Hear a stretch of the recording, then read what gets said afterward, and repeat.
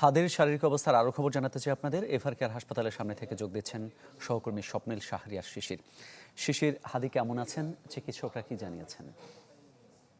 মামুন, গতকালকে দুপুর 2:30টার দিকে শরীফ ওসমান হাদির উপরে যে গুলির ঘটনা ঘটেছে, এই ঘটনা কিন্তু পুরো দেশের মানুষকে হতবাক, স্তম্ভিত এবং ক্ষুব্ধ করে তুলেছে। দলমত নির্বিশেষে সব মানুষ আসলে এই গুলি করার ঘটনায় যারা জড়িত, প্রকৃত অপরাধী যারা রয়েছেন, তাদেরকে চিহ্নিত করে আইনের আওতায় নিয়ে আসার কিন্তু দাবি জানিয়েছেন। আজকে কিন্তু শরীফ ওসমান হাদির চিকিৎসা একটি মেডিকেল বোর্ড গঠিত হয়েছে এবং আজকে সকাল 11টার পরে এই মেডিকেল বোর্ডটি গঠিত হয়েছে। মূলত বিভিন্ন ক্ষেত্রে যারা বিশেষজ্ঞ চিকিৎসক রয়েছেন, সেই বিশেষজ্ঞ চিকিৎসকদেরকে নিয়েই এই মেডিকেল বোর্ডটি গঠিত হয়েছে এবং কিছুক্ষণ আগে এই বোর্ডের পক্ষ থেকে একটি বিবৃতি দেওয়া হয়েছে এবং সেই বিবৃতিতে জানানো হয়েছে যে শরীফ ওসমান হাদির তার সার্বিক অবস্থা সেটি কিন্তু অত্যন্ত আশঙ্কাজনক অবস্থায় রয়েছে এবং রোগীর মস্তিষ্ক মারাত্মকভাবে ক্ষতিগ্রস্ত হয়েছে বলে কিন্তু মেডিকেল বোর্ড জানিয়েছে।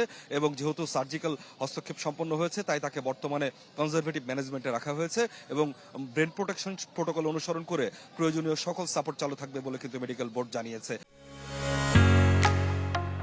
ঢালাইয়ের সেরা প্রিমিয়ার সিমেন্ট এবং শারীরিক অবস্থা যদি কিছুটা স্থিতিশীল হয়, সেক্ষেত্রে পুনরায় ব্রেনের সিটি স্ক্যান করা হতে পারে বলে কিন্তু মেডিকেল বোর্ড জানিয়েছে। এছাড়াও তারা বলেছে যে, বিবৃতিতে জানিয়েছে ফুসফুসে শরীফ ওসমান হাদির ফুসফুসে ইনজুরি রয়েছে এবং চেস্ট ড্রেন টিউব দিয়ে অল্প পরিমাণে রক্ত নির্গত হয়, তা আপাতত চালু রাখা হয়েছে এরকম। এবং তবে তার কিডনির কার্যক্ষমতা ফিরে এসেছে, এটি বজায় রাখার জন্য পূর্ব নির্ধারিত ফ্লুইড ব্যালেন্স যথাযথভাবে চালিয়ে যাওয়া হবে।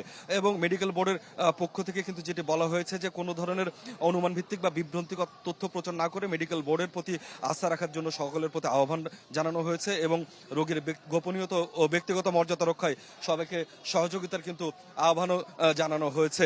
এবং পুরো আসলে শরীফ ওসমান হাদির পরিবার যেরকম দেশবাসীর দোয়া চেয়েছেন, সেরকম মেডিকেল বোর্ডও কিন্তু দেশবাসীর দোয়া কামনা করেছেন এবং তারা বলছেন তারা সর্বাত্মক চেষ্টা করছেন যেন শরীফ ওসমান হাদিকে সুস্থ করে তোলা যায়, সেই লক্ষ্যেই তারা কাজ করে যাচ্ছেন। কিন্তু মামুন, ধন্যবাদ আপনাকে। ইনকিলাব মঞ্চের আহ্বায়ক শরীফ ওসমান হাদির শারীরিক অবস্থার সবশেষ খবর জানাচ্ছিলেন সহকর্মী স্বপ্নিল শাহরিয়ার শিশির।